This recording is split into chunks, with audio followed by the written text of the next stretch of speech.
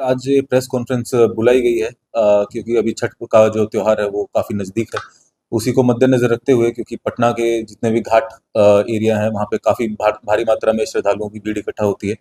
उसी को मद्देनज़र रखते हुए तथा उनकी सुविधा के लिए ट्रैफ़िक पुलिस के द्वारा एक ट्रैफ़िक प्लान जारी किया जा रहा है। जिसको 4 भागों में हमने मुख्य रूप से डिवाइड किया है। तो पहला पार्ट जो आपका है वो है अशोक राजपथ पे।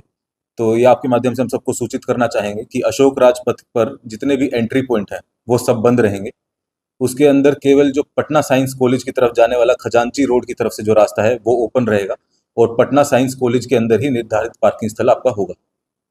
उसके अलावा दीघा मोड़ से आशियाना मोड़ की तरफ जाने वाले सभी वाहनों का परिचालन पर पूर्णतः रोक होगी। फिर दूसरा जो इसका भाग है वो है जेपी सेतु।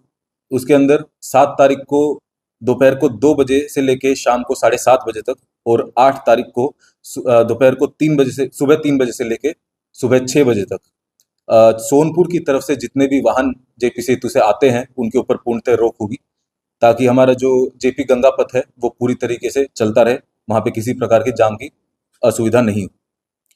भारी वाहन अभी भी उसके ऊपर पूर्णतः रोक है, लेकिन साथ ही में जो बस एवं जो यात्री जो आएंगे, जो श्रद्धालु आएंगे ट्रैक्टर और ट्रॉलीज में, उनके लिए भी हम ये सूचना देना चाहेंगे कि आप जेपी सेतु न होकर के गांधी सेतु की तरफ से आएं, तो आपकी सुविधा उसके अंदर बढ़ेगी।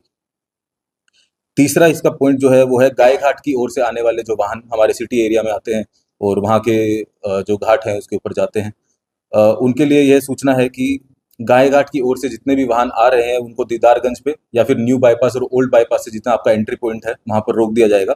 जेपी गंगा पथ पर आपका जिसको का जो उपयोग है वो वर्जित रहेगा। आपके लिए पार्किंग स्थल वहीं पर चिन्हित किए गए हैं। वहाँ पे कुछ काटी फैक्ट्री है और एक और एरिया है जो कि हमारे पार्किंग स्थल का जो प्लान है उसके अंदर निर्धारित है। वहीं पर आप अपना पार्किंग करिए और फिर पैदल घाट तक जाएं। चौथा इसके अंदर पॉइंट है रामजी चक आरओबी की तरफ से।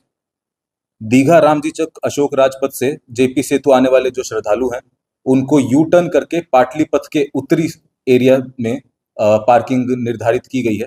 वहीं पर आपसे हमारा अनुरोध है कि पार्किंग वहीं उसी तरफ करें, यू टर्न कराकर, और एक ही लेन में पार्किंग करें।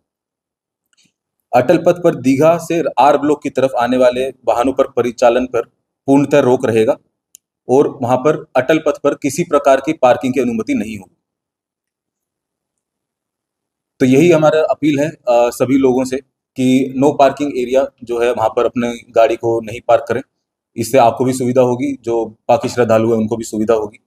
इसी को पूर्णतः अच्छे तरीके से लागू करने के लिए हमने जो 10 क्रेन है, हमारे पास ऑलरेडी 11 क्रेन है पटना पुलिस के पास में, 10 क्रेन और हमने किराए पे लिया है और वो पूरी तरह वहाँ पे रेगुलेशन करते हुए चलता रहेगा। पीए सिस्टम पे लगातार अनाउंसमेंट होती रहेगी। लेकिन वही लास्ट आवर और लास्ट मोमेंट के रश को देखते हुए यह काफी बार देखा गया है कि लोग अपने घर से लेट चलते हैं सूर्यास्त होने से पहले या सूर्योदय होने से जस्ट पहले। तो यही अनुरोध हमारा कॉमन पब्लिक से है कि आप अपने घर से थोड़ा जल्दी चलिए, ताकि आप सही जगह पे सुरक्षित तरीके से अपने परिवार वालों को उतार सके, अपनी गाड़ी को अच्छे से पार्क कर सके और फिर पैदल घाट पे जाकर के त्योहार का लुत्फ उठा सके। लास्ट मोमेंट में काफी बार जो पेडेस्ट्रियंस हैं, जो हमारे पैदल चलने वाले लोग हैं, उनकी जान को भी खतरा होता है यदि आप गाड़ी तेजी से चलाते हैं। तो यही हमारी अपील है। दूसरी अपील ये है, जो हमने पुराने त्योहारों पर भी ये देखा है कि जब भी ट्रैफिक प्लान निकलता है तो काफ़ी बार लोगों को इस चीज़ की सूचना नहीं होती है।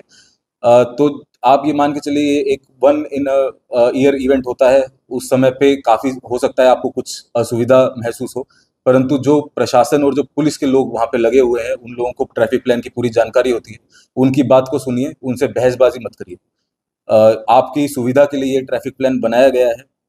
नो एंट्री क्षेत्रों में एंट्री करने के लिए जोर देना, किसी को फ़ोन करना, किसी को फ़ोन करवाना या हमारे पास फ़ोन करना, उससे कोई समाधान नहीं होगा। आपका जो प्लान बनाया गया है वो सभी लोगों के लिए है, तो उसी चीज़ को फ़ॉलो करिए।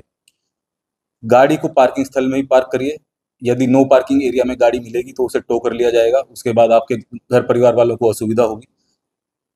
और लास्ट मोमेंट का अपना रश मत करिए, यही अपील हमारी सभी लोगों से। इमरजेंसी वाहनों के लिए क्या? इमरजेंसी वाहनों के लिए जो अभी जो परिचालन है उसी तरीके से रहेगा। इमरजेंसी वाहनों के ऊपर किसी भी प्रकार की रोक नहीं।